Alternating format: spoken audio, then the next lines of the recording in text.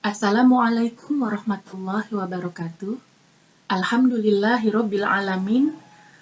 Wassalatu wassalamu ala asrofil anbiya'i wal mursalin wa ala alihi wa ashabi ajmain. Asyhadu alla ilaha illallah wa asyhadu anna Muhammadur Rasulullah.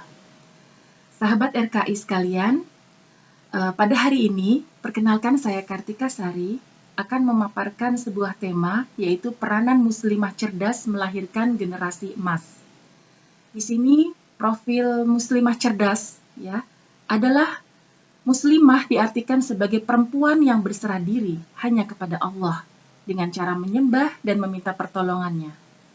Kemudian istilah muslimah ini tidak akan pernah bisa dipisahkan dengan peranan pokok sebagai seorang istri atau wanita yang solihah. Sebagaimana di dalam sebuah hadis disebutkan, ad-dunya mata'un wa khairu mata'id dunya al-mar'atus solihah. Artinya dunia adalah perhiasan, dan sebaik-baik perhiasan dunia itu adalah istri atau wanita yang solihah. Hadis riwayat Muslim dari Abdullah bin Amr. Di dalam hadis sahih tersebut terdapat kata mar'ah, yang artinya wanita yang dewasa dan matang, yang mampu memberikan manfaat, baik untuk dirinya maupun untuk orang lain. Dan kalimat ini bertambah indah ketika dirangkai dengan kalimat solihah, yang bermakna penuh dengan kebaikan. Lalu apakah karakteristik pribadi muslimah sebagai istri solihah? Sahabat RKI sekalian, di dalam Al-Quran, dalam surat At-Tahrim ayat 5, ada penggalan ayat menarik tentang karakteristik wanita solihah. Karakteristik ini difirmankan oleh Allah Subhanahu wa Ta'ala saat terjadi peristiwa kecemburuan kedua istri Rasulullah, yaitu Sayyidah Aisyah binti Abu Bakar dan Sayyidah Hafsah radhiyallahu anha. Karakteristik muslimah ya sebagai istri yang solihah itu antara lain muslimatin mukminat, wanita yang patuh, yang beriman; qanitat, wanita yang taat; taibat, wanita yang bertaubat; abidat, wanita yang mengerjakan ibadah; dan yang saihat, wanita yang berpuasa. Sahabat RKI sekalian, dengan segala makna kebaikan yang ada di dalam kata muslimah, apabila disandingkan dengan kalimat zaki atau cerdas, maka sebenarnya berlaku dalil umum dalam surat Al-Alaq tentang perintah Iqra, membaca, di mana Islam telah menempatkan wanita dalam posisi yang penting dalam pendidikan, khususnya sebagai seorang ibu. Ingatkah kita dengan ungkapan al-ummu madrasatul ula? Ya, ungkapan tersebut bermakna ibu adalah madrasah atau pendidikan pertama bagi anaknya. Jika engkau persiapkan ia dengan baik, maka sama halnya engkau persiapkan bangsa yang baik pokok pangkalnya. Baik, sahabat RKI sekalian, berbicara masalah muslimah cerdas, maka maknanya adalah muslimah tersebut berdaya maksimal untuk menjadikan kecerdasan sebagai alat dan menjadikan pintar sebagai hasilnya. Jika kecerdasan sebagai alat tidak berkualitas, maka akan menghasilkan sesuatu kepintaran yang salah. Sesungguhnya makna cerdas sangatlah luas. Muslimah cerdas itu bukan berarti dia muslimah yang tinggi jenjang pendidikannya atau banyak gelar pendidikannya, banyak jurnal atau tulisannya, atau sering diundang sebagai narasumber di mana-mana. Ya. Dengan demikian, maka luaskan juga pemahaman kita tentang muslimah cerdas, ya, karena secara faktual kita sendiri itu merupakan hasil dari akumulasi kecerdasan ibu kita masing-masing. Saya yakin mayoritas dari ibu kita itu tidak menyicipi bangku kuliah, ya, tidak berkarir secara ofisial di kantor, atau kita ya cenderung berkutat di dapur. Tetapi berhasil mendidik anak-anaknya menjadi orang yang cerdas dan santun. Ya, atas pertolongan Allah mungkin ya, ibu kita memiliki banyak ciri kecerdasan lain, berupa sifat kedermawanan, sifat kejujuran, sifat ketangguhan dalam mencari nafkah yang membantu perekonomian keluarga mungkin, yang semua itu memberikan keberkahan dalam perjalanan hidup anak dan keluarganya. Sahabat RKI sekalian, jadi kesimpulan pembahasan awal kita tentang muslimah cerdas itu adalah yang pertama, seorang muslimah pada dasarnya adalah seorang wanita solihah, yang insya Allah seluruh kebaikan itu terhimpun di dalamnya. Dan karakter mulianya itu sudah disebutkan di dalam Al-Quran ya. Salah satunya tercermin dalam surat At-Tahrim ayat 5. Kemudian setiap muslimah itu memiliki peran utama di masa depan, ya, baik untuk keluarga maupun untuk bangsa. Dan yang terakhir, setiap muslimah pada dasarnya memiliki kecerdasan masing-masing. Tinggal bagaimana hal tersebut terus dikembangkan dan digunakan secara positif untuk masa depan anak-anaknya.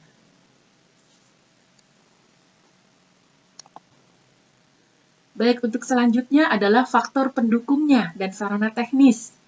Sahabat RKI sekalian, ketika berbicara lebih teknis ya tentang peran dari muslimah cerdas untuk generasi pelanjut, maka di dalam Al-Quran surat An-Nisa ayat 9, di sini ada kata-kata yang perlu digarisbawahi yaitu dzurriyatan di'afan. Dari ayat yang dimaksud, dengan demikian maka substansialnya adalah hendaklah orang-orang yang mempunyai sifat takut atau khawatir atas nasib anak keturunannya bila ditinggal mati dalam kondisi lemah, ya, itu lemah secara finansial juga tidak takut kepada Allah. Maka hal yang lebih utama dan satu-satunya yang perlu diperhatikan dari peran muslimah cerdas adalah tidak lain dan tidak bukan adalah pendidikan. Pendidikan yang komprehensif yang dapat dilakukan yaitu pendidikan tauhid yang pertama, pendidikan ibadah, pendidikan akhlak atau etika, pendidikan mental, pendidikan tentang manajemen hidup. Nah, dalam pendidikan tauhid dalam pendidikan tauhid dan pendidikan ibadah terkandung pengembangan kecerdasan spiritual. Dan dengan mengembangkan potensi akal untuk merenungi tanda-tanda kebesaran Allah yang ada di alam.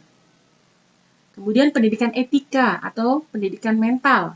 Ya, pendidikan etika dan pendidikan mental itu lebih menekankan pada pengembangan kecerdasan emosional.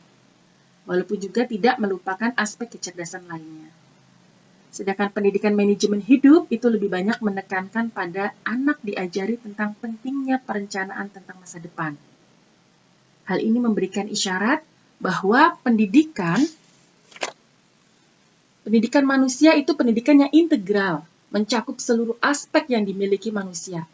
Sehingga dengan demikian manusia dapat mengembangkan seluruh potensi yang dimilikinya dalam rangka menggapai kebahagiaan hidupnya. Ya, semua kelompok usia, termasuk kita orang dewasa, ya sebagai seorang muslimah, itu harus memiliki kesempatan untuk belajar dan terus belajar.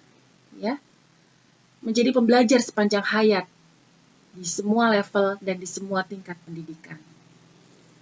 Kemudian, bagaimana dengan profil generasi emas yang diharapkan atau yang dimaksudkan di sini? Sahabat RKI sekalian, bicara tentang generasi emas, secara aturan nasional perlu kita rujuk kepada pernyataan Profesor Muhammad Nuh, ya, Menteri Pendidikan dan Kebudayaan pada sambutan peringatan Hari Pendidikan Nasional tanggal 2 Mei 2012. Itu menyatakan bahwa tema Hari Pendidikan Nasional pada saat itu adalah bangkitnya generasi emas Indonesia. Karena pada periode tahun 2010 sampai 2035, bangsa kita itu dikaruniai oleh Allah Subhanahu wa Ta'ala potensi sumber daya manusia berupa populasi usia produktif yang jumlahnya luar biasa. Dalam mengelola bonus demografi, faktor pendidikan sangat menentukan. Jadi pendidikan memang bukanlah persoalan yang mudah. Bila ditanam sekarang, maka baru dapat dirasakan hasilnya 10 hingga 20 tahun mendatang. Maka dari itu, bangsa Indonesia harus bersinergi untuk mewujudkan generasi emas tahun 2045. 100 tahun Indonesia merdeka nanti. Ya. Dalam konteks misi di PKS, generasi awal partai ini juga telah berpesan sebagai berikut ya. Generasi muda yang ada di lingkungan PKS itu harus terlibat, di mana selama ini orang tua mereka telah berjuang ya untuk memenangkan PKS dan juga turut bersama dalam agenda pemenangan dakwah ini.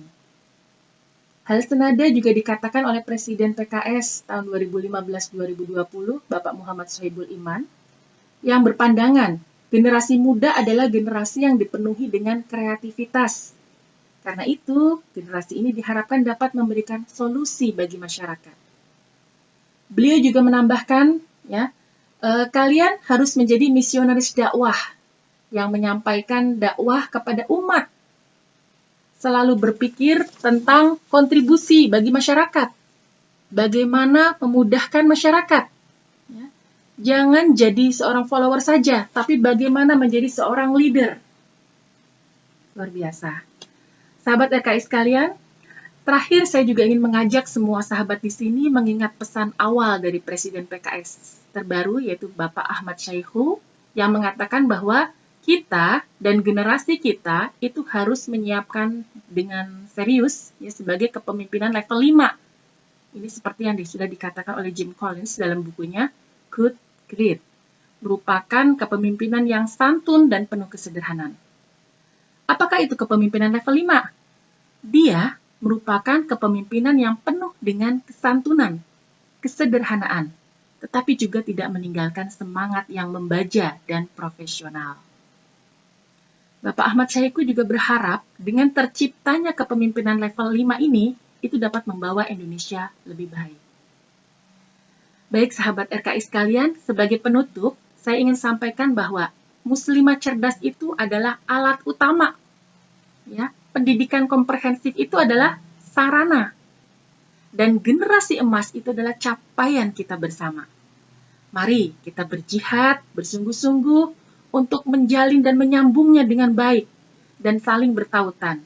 Insya Allah, generasi emas yang kita harapkan akan terwujud bersama. Terima kasih atas perhatiannya. Wassalamualaikum warahmatullahi wabarakatuh.